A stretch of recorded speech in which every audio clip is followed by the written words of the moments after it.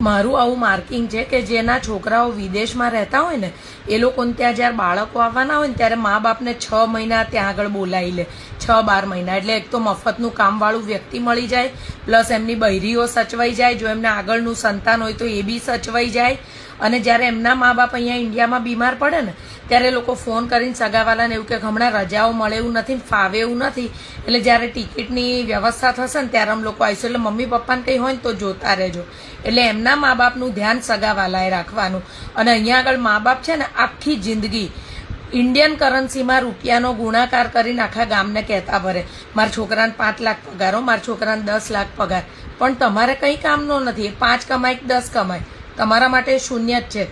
અને પછી આ કઈ ઓલાદો હોય કે જેમને અહીંયા આગળ છે ને વૃદ્ધાશ્રમમાં ચાદરો પાથવરી, રસોઈ કરવા જવી, કપરકાબી ધોવા, વેઇટરનું કામ કરવું, રેસ્ટોરન્ટમાં જઈને કચરા પોતું વાસણ કરવું, આવી જોબ કરતા અહીંયા શરમ આવે અને ત્યાં વટ ઉપર આવી નોકરીઓ કરતા હોય. અને અહીંયા આગળ ફાંકા ફોજદારી કરવા, 12 મહિનામાં એકવાર આવવાનું અને હોશિયારી મારવાની.